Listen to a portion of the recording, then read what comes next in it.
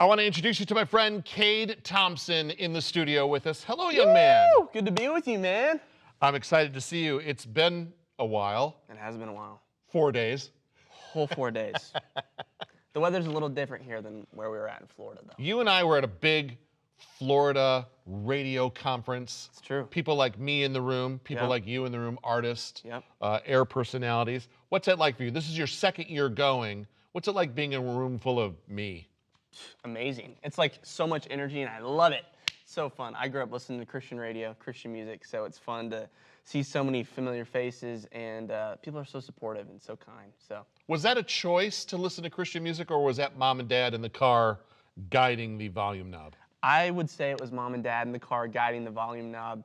My mom was in ministry growing up, so I was always in the church.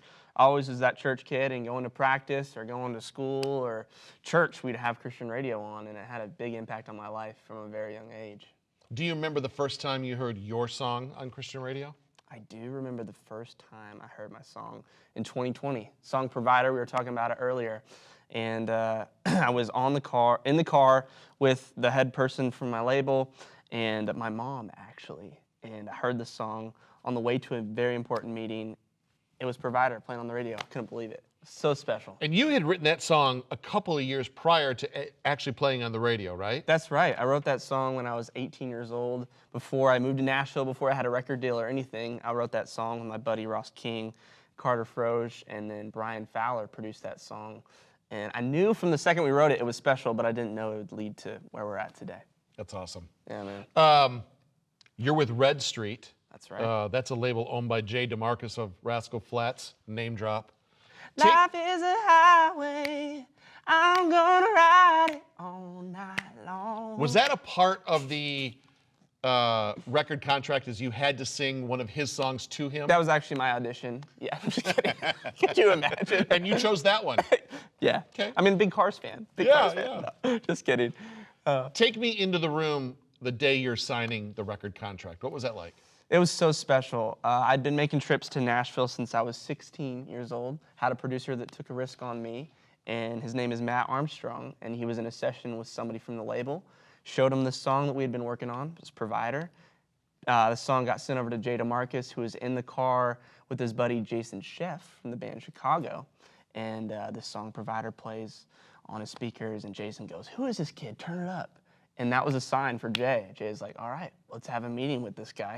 So I came to town the next week, had a meeting, and just fell in love with their vision for what they wanted to do with Red Street. I felt like I could be fully myself as an artist. And 6 months later, my song Provider was on the radio. It was incredible. Do you remember when the ink hit the paper and you're actually signing your name? I do remember. A lot of people might not ever get to do that. Yeah. What's that moment like? Pretty surreal. I was in a big skyscraper building downtown Nashville with my attorney, and I was like, we're doing it. We're doing the thing. Yeah. And actually, a week after that, I had a big party with the label, and my family came in town, and it was at BMI, downtown Nashville, and it was a great time. So, You and I are in a room together last October or November. We're at your label, like in the lobby. And we're mulling around, we're having lunch together, there's a bunch of us, and there's some music playing over the speaker. And I kind of have a moment with you. I don't know if you remember this one. I'm like, is this you? And you go, oh yeah. And you lit up like, wait till you hear what's coming. So I'm guessing that's the new album, Empty Room. yep. What was it about that you were so excited about, other than, I can't wait for everybody to hear this?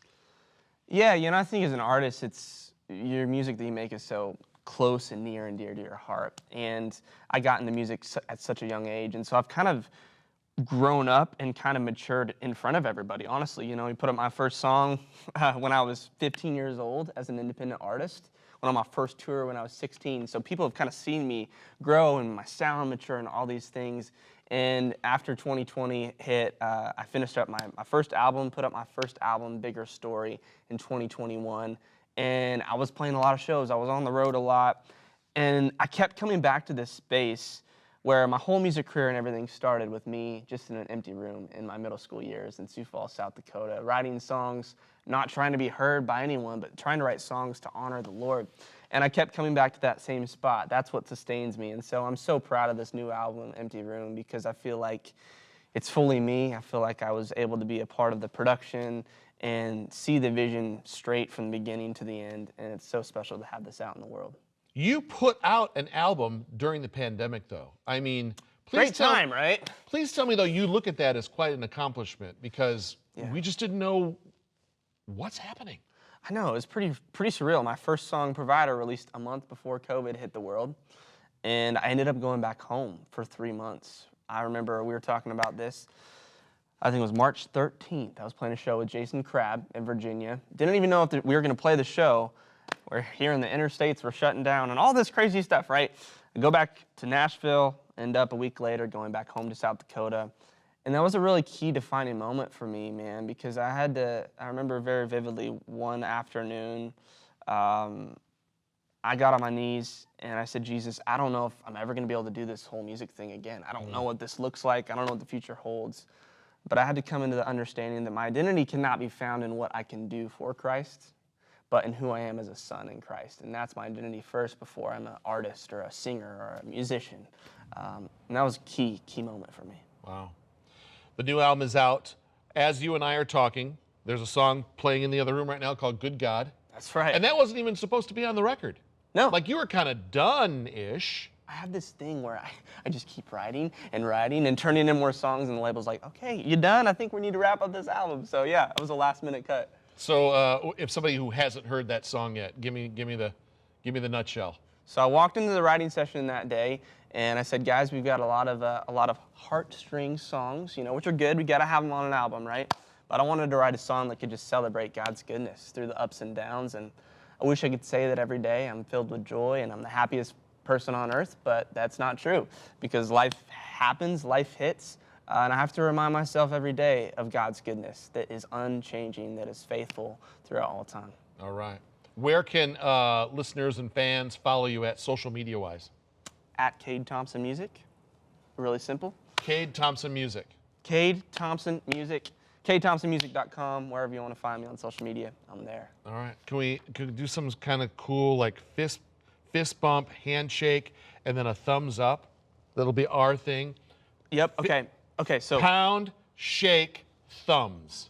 Okay. Got it. Ready? Pound, shake, thumbs. Pound, shake, thumbs. thumbs. I got a good God, good God.